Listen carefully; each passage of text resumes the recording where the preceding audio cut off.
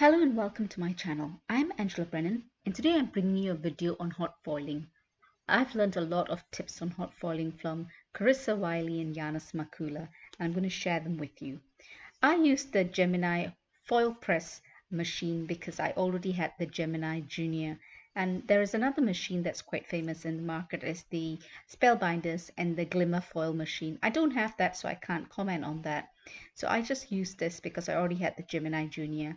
So for hot foiling, you need a few key elements. You need the foil press machine, you need a die cutting or embossing machine that can complement it. You need the hot foil plates. I use the Spellbinders die sets here because I'm going to show you how I make a whole load of sentiments for future use. And I like doing that when I have my foil press machine out because I don't have it readily available all the time. I tend to use the hammer card, which is a 100-pound cardstock. That doesn't mean you can't use colored cardstock. I've got loads of hot foil rolls here. This is particularly the heat activated foil, and it's as opposed to the deco foil. You cannot use deco foil for this. It's the heat activated foil, and I've got a whole load from Spellbinders.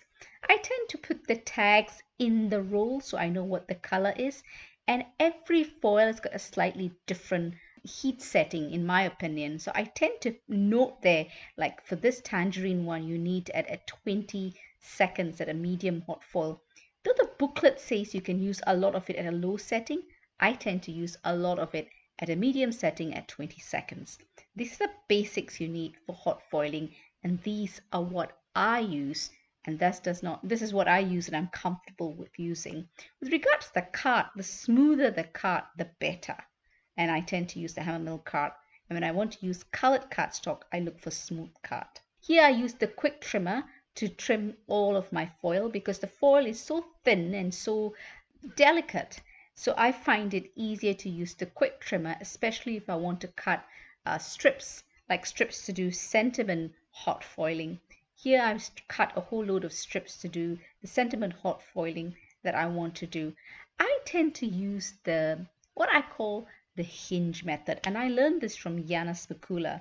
So this is very much same concept as the Misty. So if your hot foiling is not complete, you can always do it again, so it's not wasted.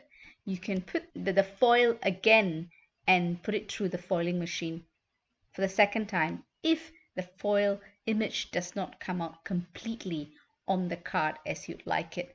So I put the foil is always the dull side against the card. The shiny side faces the pattern side of the plate, and then always place the back side of the plate on the base of the hot foil machine. So that tape there is like a hinge. So if you don't see the image quite fully, you can just replace it and put it through the foiling machine again. I just find this works for me, and I've used this for a little while now. As I mentioned earlier, all the hot foils, I don't know whether it's because of the color of the hot foil or what, it does not always react the same way. So it's good to keep notes as you use your hot foils with regards to this color takes this much of time. But I generally, for this machine, tend to use, as a general rule of thumb, I use the medium setting and I use 20 seconds. Sometimes I put it through twice. I tend not to put the setting too long. I put it through twice, and this hinge method certainly helps me because the plate does not move, and this allows me to put the foil again and try again. Whether I'm doing this, what I call the positive image or the negative image, it's the same thing. So if you don't get it, try. Do not give up, because I think hot foiling does give some lovely and elegant results. Do try it again. And I like to do, especially if it's sentiments, I like to do it all in advance. So when I'm creating my cards, I don't have to stop and take my hot foil machine out because it's not always available on my table. So it doesn't get in the way of the creative process, as I like to think. If you're hot foiling backgrounds or the main part of the card, obviously you do it as and when you're creating. But I think having all these sentiments available in advance certainly helps.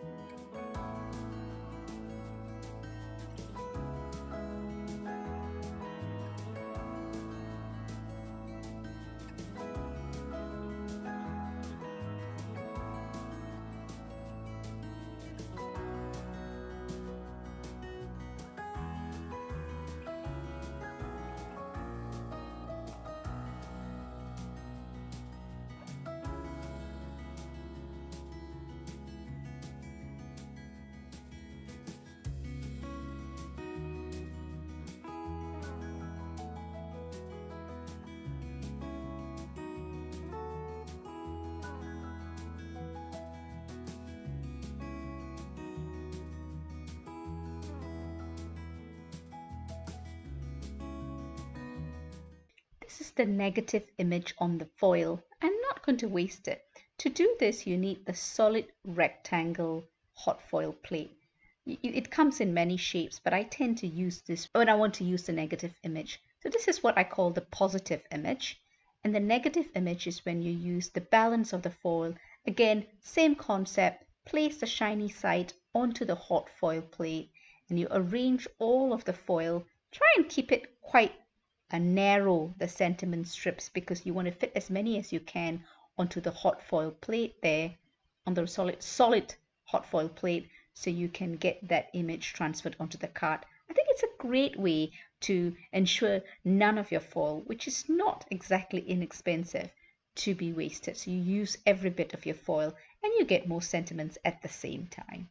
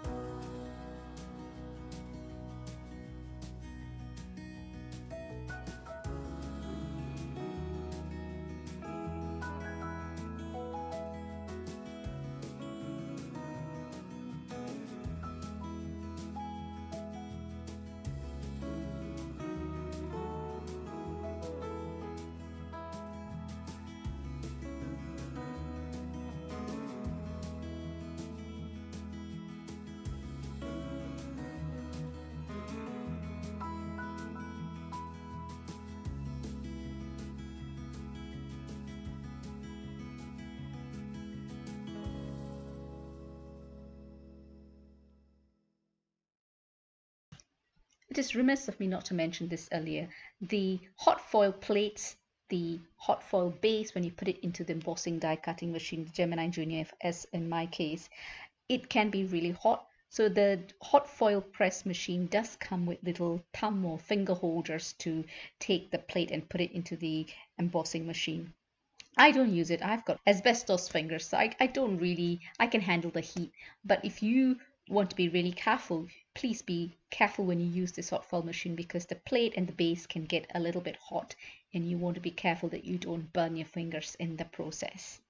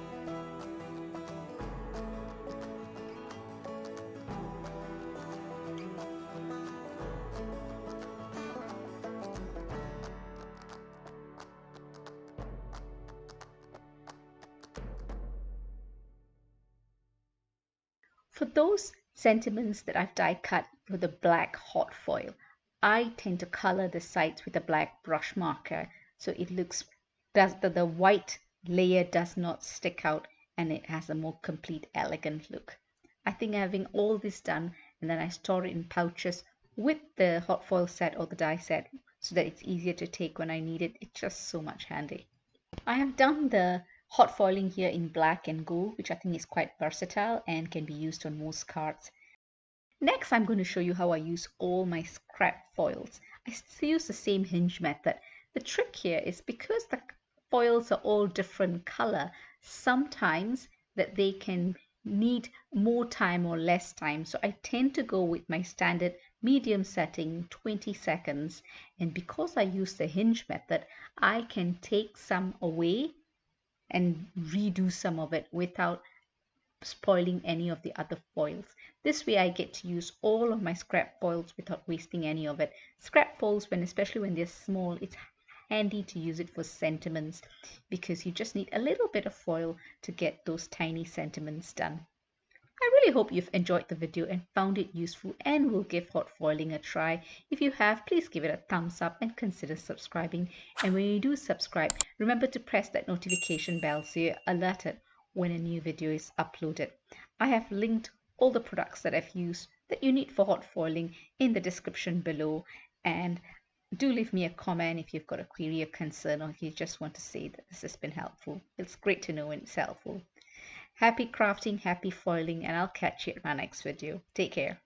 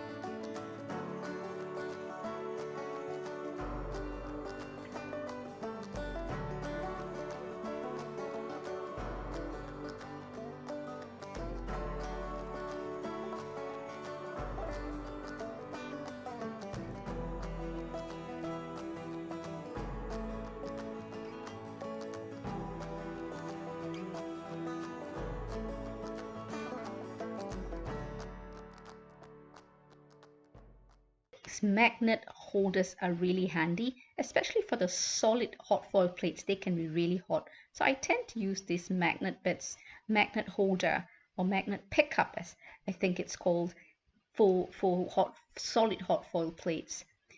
Don't worry if you put the foil the wrong way. I've done it a few times. Sometimes when you do it repetitively, you kind of miss it, or the foil can bend when you're putting it through the machine. Don't worry about it. It doesn't affect the functionality of the hot foil plate. You've just wasted a bit of foil, but it's not the end of the world.